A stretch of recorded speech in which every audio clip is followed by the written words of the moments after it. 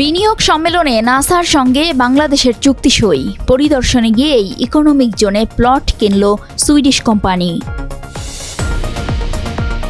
ভাঙচুর লুটপাটে সরকার ও আইন শৃঙ্খলা বাহিনীর ব্যর্থতা দেখছে বিএনপি, দেশের বদনামে নিন্দা প্রকাশ।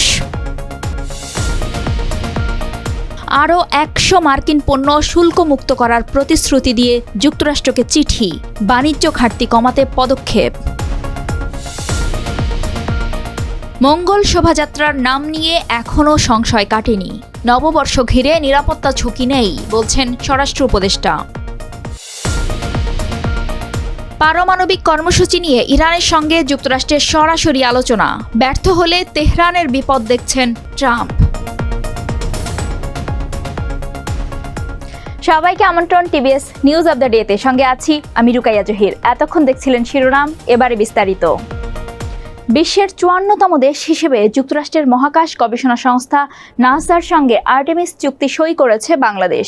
বিডার নির্বাহী চেয়ারম্যান চৌধুরী আশিক মাহমুদ বিন হারুন ও ঢাকায় অবস্থিত মার্কিন দূতাবাসের চার্জ দ্য অ্যাফেয়ার্স ট্রুসি অ্যান্ড জ্যাকবসনের উপস্থিতিতে প্রতিরক্ষা সচিব মোহাম্মদ আশরাফ উদ্দিন ৮ এপ্রিল মঙ্গলবার এই চুক্তিতে সই করেন। এ সময় চৌধুরী আশিক বলেন, চুক্তিটি সইয়ের মধ্য দিয়ে বাংলাদেশ ও যুক্তরাষ্ট্রের মধ্যে মহাকাশ গবেষণা সহযোগিতার ক্ষেত্রে একটি নতুন অধ্যায়ের সূচনা হলো।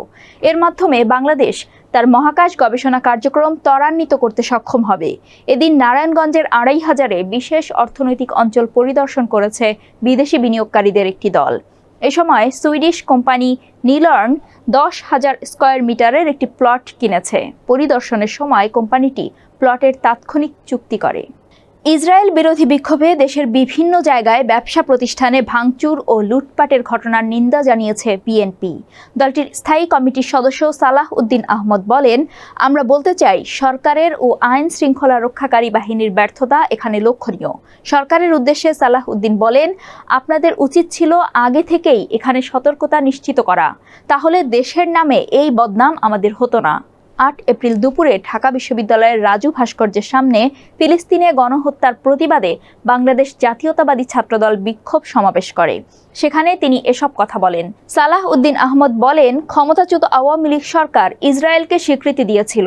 তারা আড়ি পাতার যন্ত্র পেগাসাস স্পাইওয়ার ইসরায়েল থেকে ক্রয় করেছিল। সমাবেশ সঞ্চালনা করেন ছাত্রদলের সাধারণ সম্পাদক নাসির উদ্দিন। বাংলাদেশের রপ্তানি পণ্যে যুক্তরাষ্ট্রের আরোপ করা বাড়তি শুল্ক কমাতে দুই দেশের মধ্যে বাণিজ্য ঘাটতি কমিয়ে আনার চেষ্টার কথা বলেছেন বাণিজ্য উপদেষ্টা শেখ বশির উদ্দিন। সেই লক্ষ্যে যুক্তরাষ্ট্রের আরও ১০০ পণ্যকে শুল্কমুক্ত তালিকায় যুক্ত করার প্রতিশ্রুতি দিয়ে যুক্তরাষ্ট্র প্রশাসনকে চিঠি দেওয়া হয়েছে জানিয়ে তিনি বলেছেন, এই চিঠির ইতিবাচক প্রভাব পড়বে বলে আশা করি। আমাদের মূল লক্ষ্য হচ্ছে ট্রেড গ্যাপটা কমিয়ে আনা। ৮ এপ্রিল সচিবালয়ে সরকারি ক্রয় সংক্রান্ত উপদেষ্টা পরিষদ কমিটির বৈঠক শেষে সাংবাদিকদের সঙ্গে কথা বলছিলেন বাণিজ্য উপদেষ্টা। বাংলাদেশ যুক্তরাষ্ট্রে $৮.৪ বিলিয়ন পণ্য রপ্তানি করে। যুক্তরাষ্ট্র থেকে এদেশে আসে $2 বিলিয়ন পণ্য। আমদানি রপ্তানিতে ব্যবধান ঘোচাতে বিশ্বের শতাধিক দেশে বড় অঙ্কের শুল্ক আরোপ করেছে যুক্তরাষ্ট্রের ডোনাল্ড ট্রাম্প প্রশাসন। বিতর্ক আর আলোচনা সমালোচনা সঙ্গী করে ঢাকা বিশ্ববিদ্যালয়ের চারুকলা অনুষদে চলছে মঙ্গল শোভাযাত্রার শেষ মুহূর্তের প্রস্তুতি। আয়োজন সংশ্লিষ্টরা বলছেন, ২৪শে জুলাই অভ্যুত্থানের চেতনাকে ধারণ করে স্বৈরাচারের বিরুদ্ধে বার্তা দেবে এবারের মঙ্গল শোভাযাত্রা। তবে নাম পরিবর্তনের যে ইঙ্গিত দিয়েছিলেন সংস্কৃতি উপদেষ্টা মোস্তফা সরোয়ার ফারুকী, সে বিষয়ে এখনও চূড়ান্ত কোনো সিদ্ধান্ত হয়নি। এ বিষয়ে চারুকলার ডিন আজহারুল ইসলাম বলেন, সবার সম্মিলিত সিদ্ধান্ত থেকেই সব কিছু চূড়ান্ত করা হবে। নাম পরিবর্তনের কোনো চূড়ান্ত সিদ্ধান্ত এখনো হয়নি। আজ ৮ এপ্রিল চৈত্র সংক্রান্তি এবং নববর্ষ উদযাপনকে ঘিরে স্বরাষ্ট্র মন্ত্রণালয়ে আইন শৃঙ্খলা রক্ষা সংক্রান্ত সভা শেষে সাংবাদিকদের উপদেষ্টা জাহাঙ্গীর আলম চৌধুরী জানান, বাংলা নববর্ষ উদযাপন নিয়ে কোনো ধরনের নিরাপত্তা ঝুঁকি নেই। ইরানের পারমাণবিক কর্মসূচির বিষয়ে আগামী শনিবার দেশটির সঙ্গে যুক্তরাষ্ট্রের সরাসরি উচ্চ পর্যায়ের আলোচনা শুরু হচ্ছে বলে ঘোষণা দিয়েছেন মার্কিন প্রেসিডেন্ট ডোনাল্ড ট্রাম্প। হোয়াইট হাউসে ইসরায়েলি প্রধানমন্ত্রী বেনিয়ামিন নেতানিয়াহুর সঙ্গে বৈঠক শেষে এই ঘোষণা দেন তিনি।